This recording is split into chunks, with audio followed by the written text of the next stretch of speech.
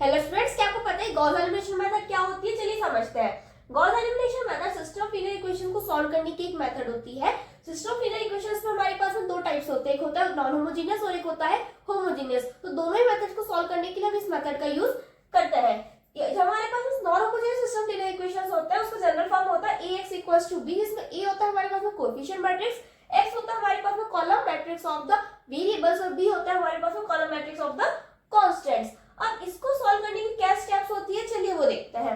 First step क्या होती है? सबसे पहले जो हमारे पास में यहाँ पर a होता है, उस a का हमें क्या निकालना होता है? रैंक निकालना होता है। अब रैंक को हम किसी भी मेथड से निकाल सकते हैं, चाहे कि वो एशेलॉन फॉर्म से निकाले, नॉर्मल फॉर्म से निकाले। जो प्रेफरेबल मेथड होती है वो होती है एशेलॉन फॉर्म की।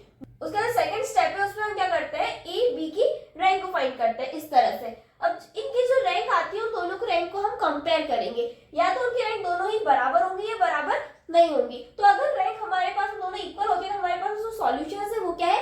कंसिस्टेंट सॉल्यूशन है। और अगर अनइक्वल होती है तो मतलब सॉल्यूशन हमारे कैसे है? इनकंसिस्टेंट है। अगर कंसिस्टेंट होंगे तो हमारे पास में या तो यूनिक सॉल्यूशंस होंगे या मैनी सॉल्यूशंस होगा। अभी हम कैसे पता करेंगे? उसके लिए हम r और n को कंपेयर करेंगे। अगर r मतलब हमारे पास में रैंक है और n हमारे पास में क्या है? Number of unknown variables in the equations. फिर अगर हमारे पास में इनकी वैल्यू बराबर होती है तो यूनिक सॉल्यूशंस होंगे। अगर हमारे पास में नंबर ऑफ अननोन वेरिएबल्स ज्यादा होंगे रैंक से तो हमारे पास में मैनी सॉल्यूशंस होंगे। और फिर अगर हमारे पास में इनकंसिस्टेंट अगर सॉल्यूशंस हो रहे हैं तो जो हमारे पास सॉल्यूशंस होंगे वो क्या आएंगे? नो सॉल्यूशंस होंगे।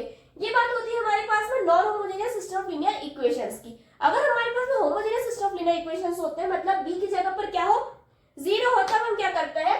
मैट्रिक्स a को हम चेक करेंगे क्या वो हमारे पास में स्क्वायर मैट्रिक्स है या नहीं है। अगर वो हमारे पास में स्क्वायर मैट्रिक्स अगर नहीं होगा तब हम क्या करेंगे? r और n को कंपेयर करेंगे। अगर r = n होगा तो यूनिक सॉल्यूशंस होंगे, अगर r हमारे पास में छोटा होगा n से तो मैनी सॉल्यूशंस होंगे। और जो हमारे पास में homogeneous system of linear equations होते हैं उनके सॉल्यूशंस होते हैं वो क्या होते हैं? हमेशा कंसिस्टेंट होता है। अब ये बात होती है जब हमारे पास में स्क्वायर मैट्रिक्स अगर ये नहीं होता है, अगर स्क्वायर मैट्रिक्स हमारे पास में होता है तो हम क्या करेंगे? हम इसका डिटरमिनेंट को चेक करेंगे, फिर हम डिटरमिनेंट को कंपेयर करेंगे, फिर उसके अकॉर्डिंग हम मैनी और यूनिक सॉल्यूशंस को निकालते हैं। अगर आपको इस टॉपिक का फुल एक्सप्लेनेशन चाहिए विद एग्जांपल्स तो मैंने इस पर डिटेल वीडियो बनाया है, इन डिस्क्रिप्शन में, वहां से आप उसको देख सकते हैं। और इस टाइप के एग्जाम ओरिएंटेड कंसेप्ट को चैनल को सब्सक्राइब करना ना भूलें।